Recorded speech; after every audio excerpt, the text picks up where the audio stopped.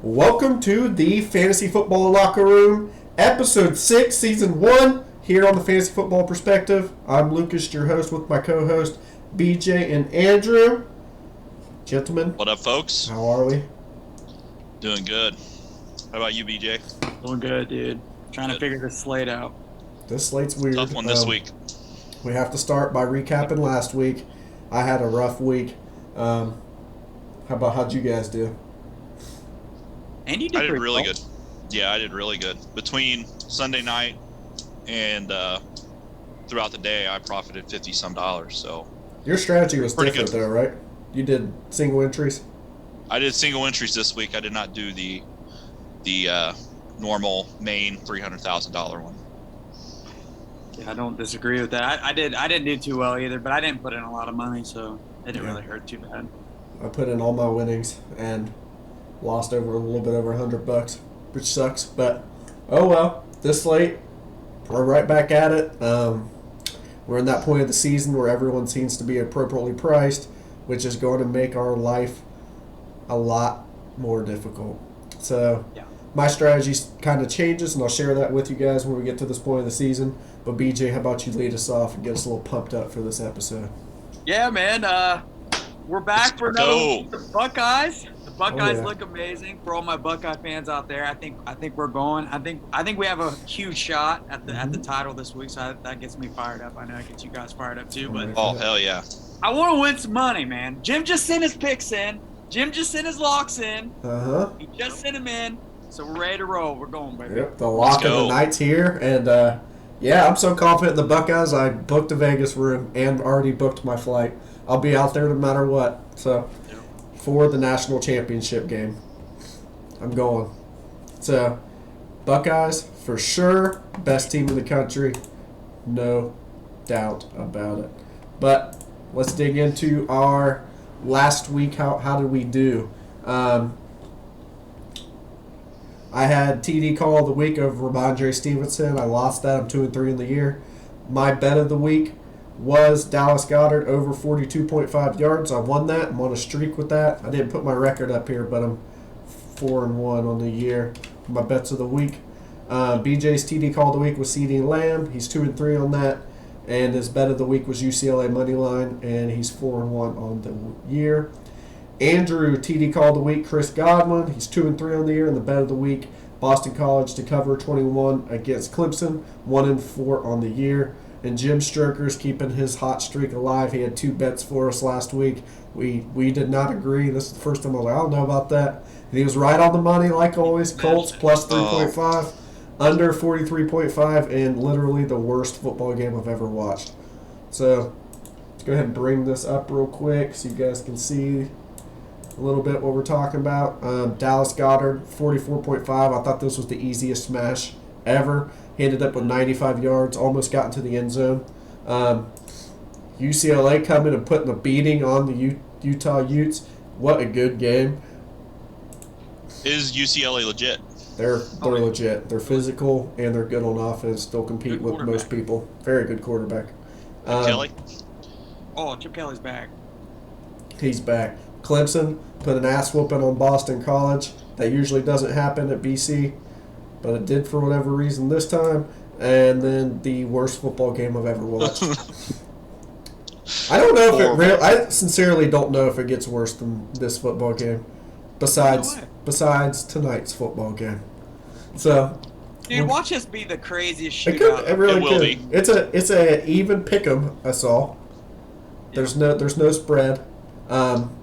Some interesting facts that I read, though. Carson Wentz is statistically the best Thursday night football player of all time. Oh, he's my MVP tonight for Yeah, sure. 15-2, or 15 touchdowns, 2 interceptions, QB rating well over 100. I just couldn't believe it when I looked at that. 6-0 on Thursday Night Football. 6-0. 6-0. But we'll get into this. Andrew, how about you read us the over-unders for this week, and we'll get into our Fanduel. All right, we got some game totals. Game totals this week. Jacksonville Jaguars, Indianapolis Colts. That is 42 total.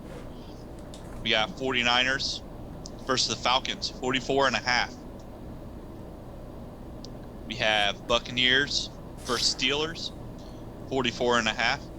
We have Patriots-Browns, 43.5. We have Vikings versus the Dolphins sitting at 45.5. Jets-Packers at 45. That one kind of shocks me. Ravens-Giants, total of 45. Bengals-Saints, total of 43. Carolina Panthers, Los Angeles Rams, 41.5. Cardinals versus Seahawks, sitting at 50.5.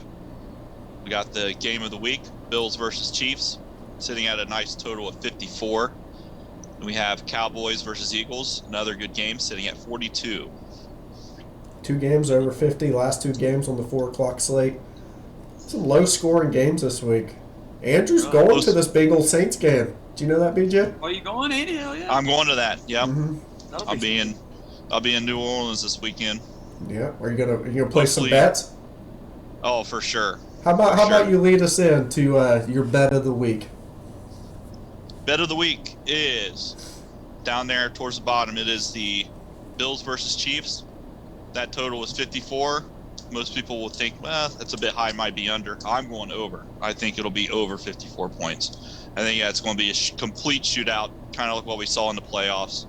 I think those two guys, I think they're going to put on a show this weekend. What do you think? I agree with that 100%, man. Yeah. It's just going to be hard on the FanDuel side of this. It's going to be really hard to stack that game just because everybody from that game's so expensive. So I know. It's going to be a weird week with It's that. a nice twist. Oh yeah, but I agree, Andy. I think they leave off where they left off. It's going to be over 54. That's not even really a high-scoring over/under, in my opinion, for these two. I mean, Buffalo Bills hardly ever punt. So, BJ, what's your bet of the week? Yeah, man, I'm going to go over to low down south from us, man. I'm going to Tennessee. Okay, And what are we doing I'm taking here? it this week, boys. I'm taking it. I think this is a terrible matchup for Bama this week. And I'm going straight up money line again, Tennessee. I think they get the job done this week. I love it. It's a horrible matchup for Tennessee. It's also a horrible matchup for Michigan. Those are 2 teams that I think just go down. Doesn't UCLA and USC play too? Or Utah, dude, Utah and USC? I know that we don't. I play think this Utah's weekend. going to beat USC. I think there's 3 upsets. 3 upsets? 3 upsets. Penn State over Michigan, Tennessee over Bama. This is one of the best weekends of college football I've seen in a long time. I mean, I don't. There's like 3 or 4 top 5, top 10 matchups this week. It's kind of wild. So I'm excited for this week, even though the Buckeyes don't play. But watch some good college football. Yeah, we can tune in some other ones finally. My bet of the week, still sticking with my receiving yards prop bets. I have, targeting this Tampa Bay game, Mike Evans over 62.5 receiving yards. I think he gets that in the first half. I mean, the Steelers just got torched by the Bills last week, and you're giving Mike Evans 62.5. He's hit that mark 4 out of those 5 games he's played this year. Or 3 out of the 4, excuse me. Best receiver in that 75% game. of the games he's played, he's hit that. So it's like, where's this number coming from? That doesn't make sense. It doesn't at all. So give me that, 62.5, looking to go 4-0 on these receiving prop bets. I love it. Those are my best. And then we got to get into Jim Stroker's bet of the week. He loves locking in these Thursday night games to make sure that our crowds tune in early and getting that bet. He loves the Baylor Bears tonight, minus 2.5. Lock of the night, Baylor Bears, minus 2.5. That's a big game. Aren't they playing someone good? Oh, yeah, Baylor's playing TCU. Yeah, I think that they're playing a good team. Is that who they're playing? I don't know. I'll have to check that real quick. It might not be TCU. I might be. Pretty sure it's a good game, dude. West Virginia. West Virginia. Yeah, that's a. I mean, Mm-hmm. it's a decent game for a Thursday night for college football. Astros losing. Astros losing. Guardians game canceled. Also, you got to watch for that because I think CBS or whoever's showing the Arizona Cardinals game, they were talking about if there's something about the Houston game if the Mariners go to 5 or 6 or whatever it is they play in baseball. I don't know if they're into baseball anymore, but they're going to move that game to like 5:30, I think, instead of That 4. game will be pushed back the NFL game. It'll still be on this slate though. It'll just be weird yeah. because you'll think it's over, and then you have to have a couple players from that game, dude. Oh yeah, dude. Yeah, that's too good of a game.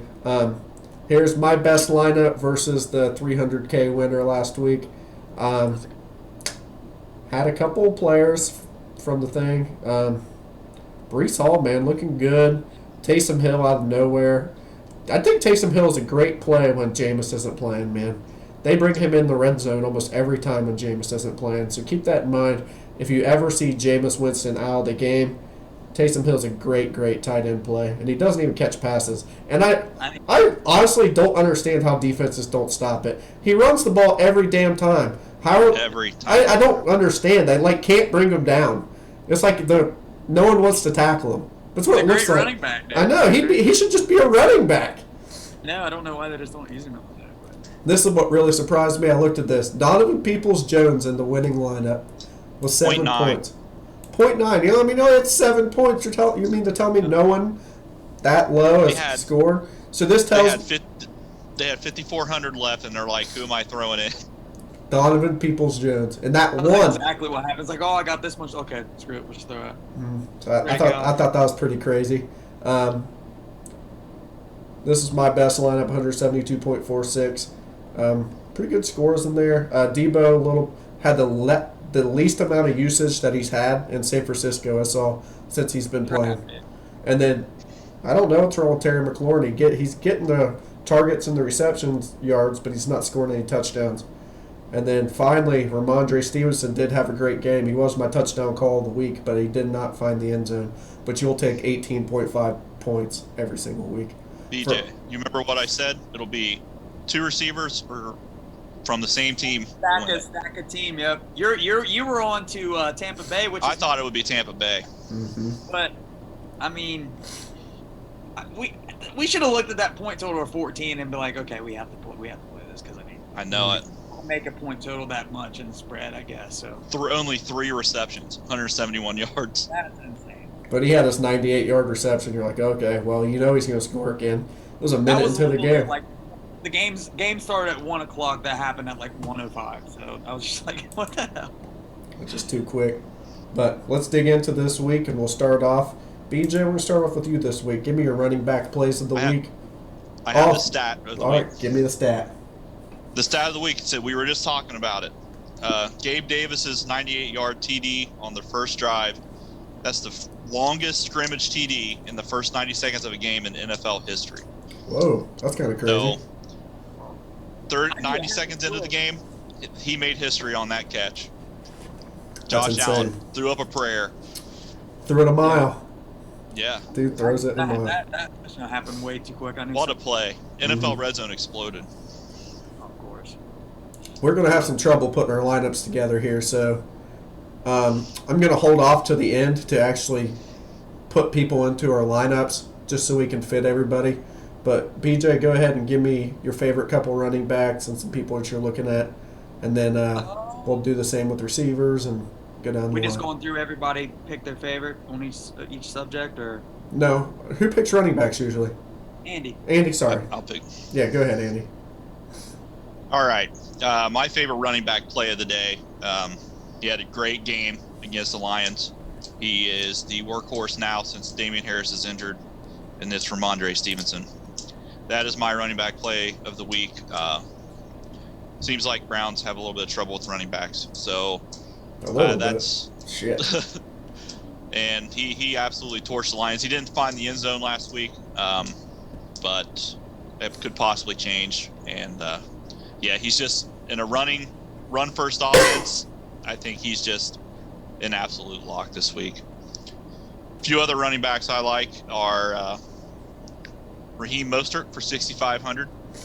Seems to taken over that backfield there in Miami. Super quick guy. Kenneth Walker, I love that play this week in a high point total game. We all know Rashad Penny just got hurt, so I think Kenneth Walker is a pretty safe bet there for 6,500. I think that's a little cheap for him this week, to be honest. Like Clyde Edwards for 7,000. Yeah, I completely misspoke there. And it's another, high point total game. He'll be a nice pivot. If you want to kind of avoid Travis Kelce, go a little bit different with your lineup. You can fit Clyde in. He'll probably get you some points this week. And on the other side of the ball, Devin Singletary, 5,700. That's extremely cheap. You can just lock him in. You have a salary left, throw him in, high point total game. Look for him to possibly find the end zone this week.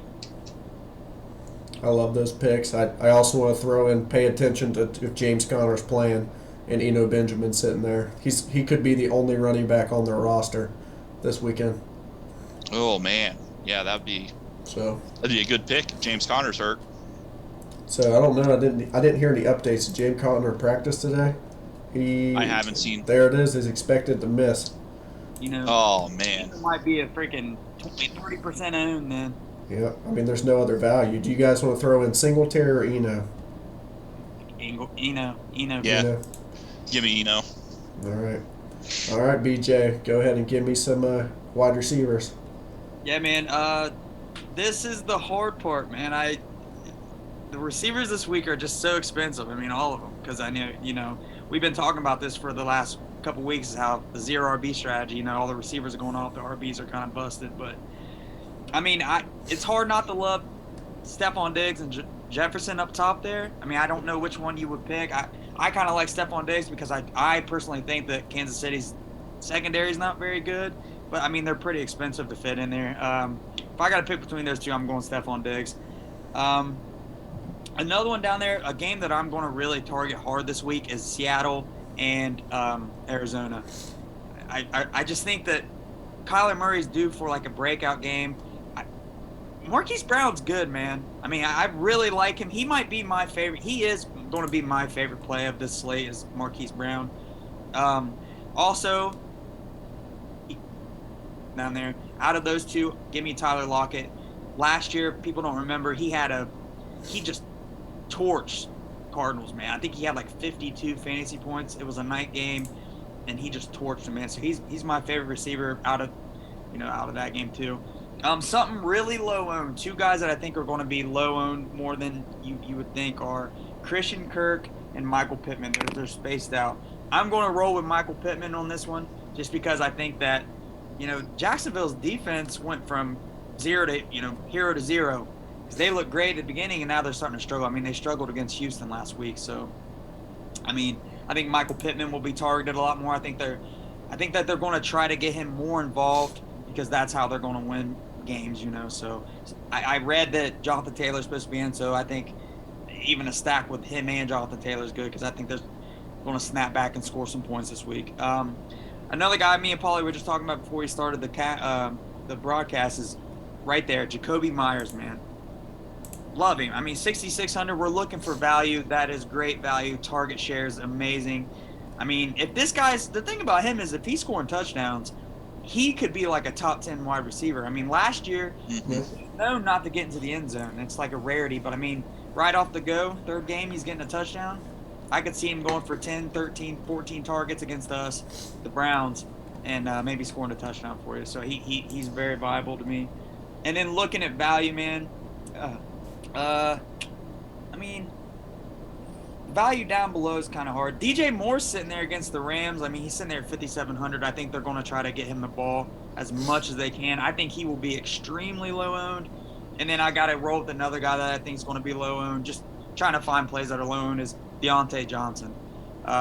He's seen 12 targets, man, 13 targets. Every game. I mean, in a blowout probably again, I'd say. And he's going to have to get the ball somehow. And I think that he's going to see another 13, 14 targets. And I think he's going to be extremely low. So if he gets to the end zone and he gets you 80 yards, he could be viable for the winning lineup. So that's all I got. Yeah, there's not much value down there, man. Is there anybody that you like down there, Andrew? I've gone through this a million times. Not at the lower side. I think BJ hit on the Seattle receivers. I like both of those guys. DK Metcalf or Lockett, whichever one. Mix and match however you want to. I love Deebo Samuel again for 7.6K. Very rarely does he ever have back-to-back bad games. So I think his users will go back up this week, and they'll utilize him like they normally do. But as far as value, like you guys touched on, it's really hard to find any in the receiving position this week. Yep, I think you got to find a way to get some Godwin and Mike Evans exposure as well. That's one I forgot to touch on too. I love Godwin this week. And then I sent you guys a message a little bit ago. Amari Cooper splits away from home and at home are crazy. When he's at home, he averages 22 points, or for FanDuel, he averages about 20 points a game, and on the road, he averages 2. That is kind of wild. And guess where he's playing at this week? He's playing at home. So keep that in mind, something like that. Mm-hmm. But yeah, I think that's a good start. I'm going to go ahead. I'm kind of riding your train a little bit. I think that it's about time that Kyler Murray comes out and plays. Love it. Doesn't give us much money, but watch what we do here. There's 2 defenses you guys can play, in my opinion, this week. 2 great defenses. Yeah, you can play Tampa if you want to spend up. That's always viable. But the Rams versus backup QB, that's always a great play. And then if you really need some money, Cincinnati Bengals down here versus New Orleans. Jameis is back. Guaranteed at least 1 interception. I think that's always a great play. I think we can lock in the Rams here because there is a tight end that I like at this price point, surprisingly. Or maybe I need a little bit more money. Oh, man. Oh, so close. 4,700. I think we can go from Michael Pittman to Jacoby Myers. Yep. And then lock that in. What do you guys think? That's pretty damn good. Good. That's a good lineup. Tight ends versus the Browns. I know that says third. I don't know where they're getting that from because I watch them get torched pretty regularly. Yeah. And that's our lineup of the week, boys. We did not cash last week. We were close, but we did not. So we are 3-2 on the year for cashing in our lineups of the week. I'm going to go on a limb and say this one's going to cash. I think so. Mm-hmm. What I was going to say earlier is strategy kind of changes when you get slates like this. I think you're going to be better stacking games opposed to having a core. I think you need many different types of stacks, target games that could be high scoring, and kind of go that route because there's just not much value. So it's going to be hard. I'm rolling with the assumption that I'm going to do, 8 lineups with LA Rams defense, then 8 lineups with the Bengals defense. It's going to be my 2 core pieces, and then I'm just going to switch stuff around them and stack games with it and see how I can do. I kind of like your DJ Moore pick, BJ. He has gotten 8 and 11 targets the last couple games, and PJ Walker has dialed it up to him when he's been in there. That's what I'm saying. He's going to have to hone in. He's going to find his best receiver, man. He's going to be target. I'm calling right now. He sees 12 targets. At least. Mm-hmm. But let's get into it. Andrew, what is your touchdown call of the week? Touchdown call of the week is a running back. I'm going with a running back from Seattle, Kenneth Walker, the third for a touchdown this week. BJ? Lock me in for Michael Pittman, man. I think he scores. My touchdown call of the week is Mike Evans. I'm rolling the Mike Evans train this week. Yards and touchdown. Well, what do you guys think about the game tonight? How's that going to go? I want to watch it, but I don't love it. It's not a very good matchup. I like the home team. Whenever I see a game like this, I think the home team's going to win. But, it's hard to bet against Carson Wentz on Thursday. I switched my pick. Does his streak come to an end? yeah. I switched my pick. I think Bezos called, put the fix in, man. He's spending 6. Here's a stat for you guys. I think he on that bullshit game last week, if you calculate how much money he spent for 12 years, I think it's like 40. I forget. It's like $47 billion he spent for the next 12 years to have Thursday night games for Amazon. And if you calculate that game cost him, I think it's like $62 million. Oh no! Oh wow! Yeah, for that one Thursday night game. So I think Bezos' little call in, fixed in. He wants a high scoring game. I think we're looking at a shootout tonight, boys. Live trade in the old league, boys. BJ and one of our leagues. I just got a trade proposed to me, and I've never hit smash so quick in my life. Joe Mixon. I received Aaron Jones and Jalen Waddle. And I traded away Amari Cooper, Antonio Gibson, and Jeff Wilson. I have never smashed that faster. What league is that? I don't know, boys, but good luck beating me in that league. Yeah, that ain't working out. Which league is that? Antonio Gibson is not even the starter. Like, what? Whatever. But is there anything else that you guys want to hit on before we get out of here? I can't believe that just happened. What a good day. Yeah, I think later this year in fantasy or in NFL, I think Odell Beckham's going to be a Ram. And I think DJ Moore will be traded too, but I'm not for sure where he'll go. He's going to be a Brown. He goes to the Packers, bro. DJ Moore's going to be a Brown. Oh my gosh. Wouldn't that be something, man? That'd be awesome. Dude, he's so slept on me. He's so good. He's never had a great QB, like a throwing QB. Never. Poor guy. But we're going to cash out today. We're going to upload this video. If you guys liked anything in this video, hit that like button. Subscribe to the channel. We like producing these videos and you guys commenting. Ren, we appreciate your comments and you guys liking the video and you kind of broadcasting this out makes us wanting to keep coming back. Thanks to all the subscribers out there. I don't know if you guys saw, we hit 100 subscribers. 100. We hit the 100. We're over 100. We're over 100. I am also putting out daily shorts, and they're kind of funny. Yesterday's blow up on TikTok, Bob. Yesterday's was really funny. So tune in. They're short. They're fun. I don't go into much depth on them, but that's kind of the point, and we're going to keep it up. Love it. Appreciate you guys for joining us, Andrew and BJ. Thanks for stopping by like always, and we will see you guys next week. Peace.